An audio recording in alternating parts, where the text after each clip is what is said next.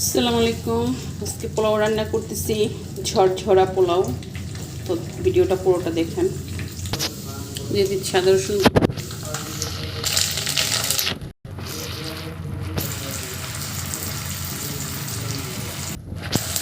লবণ, চালটাকে দিয়ে সুন্দর করে ভেজে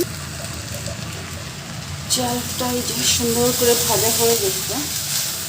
এখন পরিমাণ মতো চালটাকে ভেজে নিয়ে পানি দিয়ে দিলে হয়ে যাবে। কারণ যত ভাজবেন তত সুন্দর হয়। দিয়ে দিচ্ছি আমি একটু টক দই, সাথে দিয়ে দিলাম একটু পানি পরিমাণ মতো। আর বেশি পানি দিবেন না, কারণ পোলাও বেশি পানি পড়ে গেলে লেটকা হয়ে যায়। আর অনেক অনেক কিছু দিয়ে রান্না করে, হালকা মশলা হালকা অল্প কিছু হলেই মজা হয়। এত বেশি মশলা দিলে অতটা ভালো লাগে না। সিম্পল জিনিসই অনেক মজা হয়। ভালো করে একটু করে করবেন, তাহলে অনেক ভালো লাগবে। ভিডিওটা ভালো লাগলে অবশ্যই লাইক কমেন্ট শেয়ার করবেন, অবশ্যই পেজটাকে ফলো করবেন। তো দিয়ে দিচ্ছি এখন 2টা কাঁচামরিচ, ব্যাস ঢেকে দিচ্ছি।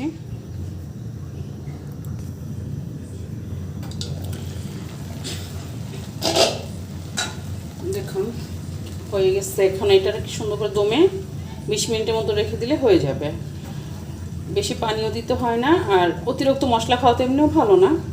আমি সিম্পল যে ঘরে মশলাগুলো থাকে ওগুলো দিয়ে রান্না করি। আমি অত কিছু মশলা বেশি দিই না, কারণ আমরা যারা ঘরে বা মধ্যবিত্ত ফ্যামিলি, ওদের ঘরে এত কিছু এত মশলা থাকেও না, তাই না?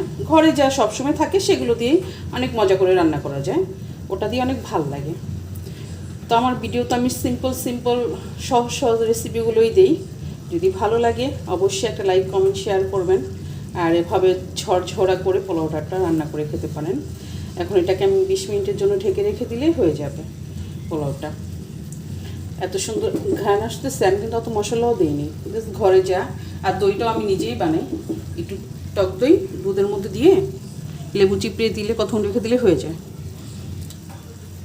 এখন আমি ঢেকে দিচ্ছি। এখন শেষ। তো আল্লাহ হাফেজ, ভালো থাকবেন সবাই।